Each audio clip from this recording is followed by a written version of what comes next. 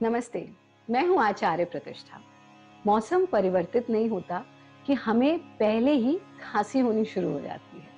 आज हम बात कर रहे हैं कफ की। और कफ कई प्रकार का होता है। बलगम वाली खांसी भी हो सकती है और सूखी खांसी भी हो सकती है। पर समस्या कोई भी हो, अगर आपके पास योग है तो उसका समाधान निश्चित रूप से है, क्योंकि योग में हर समस्या का समाधान है। हालांकि योग साधना के लिए कहा गया कि उपद्रव की स्थिति में हमको साधना नहीं करनी चाहिए। यानी जिस वक्त कोल्ड एंड कफ हुआ है, जिस वक्त आपको बुखार हुआ है, उस वक्त हम बहुत ज्यादा अपना जो रूटीन अभ्यास है वो ना करें। लेकिन कुछ प्रैक्टिसेस ऐसी हैं जो उपद्रव की स्थिति में आपको आराम देने वाली हैं, जिनमें से एक अभ्यास है उज्जाई प्राणायाम का अभ्यास। उज्जाई प्राणायाम का अभ्यास विशेष रूप से अगर हमें बलगम वाली खांसी होती है तो हमारा जितना भी जमा बलगम है उसको निकालने तक की क्षमता रखता है। इसी के साथ साथ दो तीन ऐसे प्रयोग हम आपको बताएंगे, यौगिक प्रयोग, जो आपको कफ में, चाहे सूखा है चाहे बलगम वाला है, बहुत बहुत लाभकारी होंगे। तो इसलिए अंत तक हमारे साथ जरूर जुड़े रहें। सबसे पहले सीखते हैं उज्जाई प्राणायाम। उज्जाई प्राणायाम के लिए इस प्रकार से क्रॉस लेग्ड पोजीशन में बैठेंगे। अगर आप जमीन पे नहीं बैठ सकते, क्रॉस लेग नहीं तो वज्रासन में भी बैठ सकते हैं, पर अगर जमीन पे बैठ ही नहीं सकते तो फिर आप कुर्सी पर बैठ करके भी इसका अभ्यास कर सकते हैं। उज्जाई प्राणायाम के लिए हम अपने हाथों को ज्ञान मुद्रा में ले लेते हैं और अपनी टंग को, अपनी जीभ को अंदर रोल कर लेते हैं।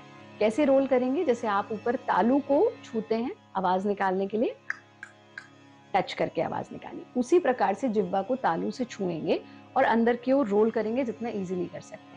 अब आपकी टंग रोल्ड ही रहेगी। नासिका से श्वास लेना है, नासिका से छोड़ना है। लेते समय भी हमें खराटे जैसी आवाज करनी है और छोड़ते समय भी इस आवाज को निकालते समय आपको अपनी नासिका पर, आपको अपने गले तक और गले के भीतर तक भी ऐसा महसूस होगा जैसे वायु आपको स्पर्श करके जा रही है, स्पर्श करके आ रही है।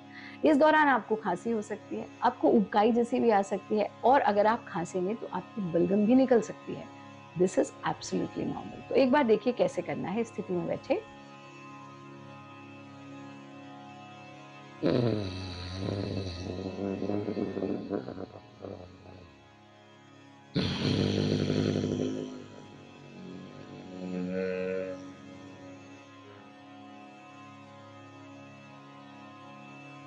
आप इसको जब 4 से 5 बार दोहरा लें तब फिर धीरे धीरे से आंखें खोल देंगे।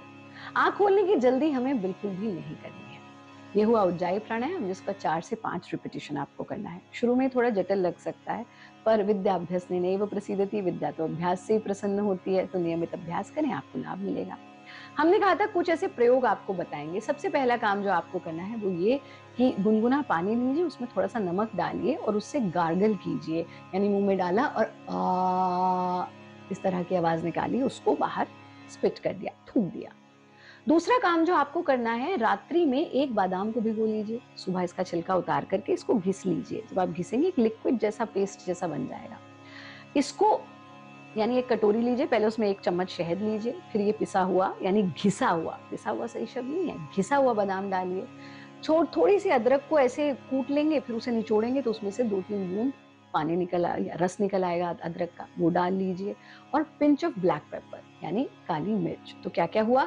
शहद, हल्का सा अदरक का रस, चुटकी भर काली मिर्च, और साथ में जो सोक्ड बादाम था उसका अर्क, उसको घिस करके निकाल। इसको आप हर थोड़ी थोड़ी देर बाद जीभ पर लगाकर, लगभग हर घंटे जीभ पर लगा करके छोड़ दीजिए और फिर मुंह में ही घुलने दीजिए, फिर उसको अंदर ले लीजिए। ये बहुत ही कारगर प्रयोग है। आप नियमित रूप से योगाभ्यास करें। बहुत ठंडा जल का या भोजन का सेवन ना करें। हमारा कार्यक्रम देखते रहें, स्वस्थ रहें, मस्त रहें, व्यस्त रहें और किसी परेशानी से नहीं त्रस्त रहें।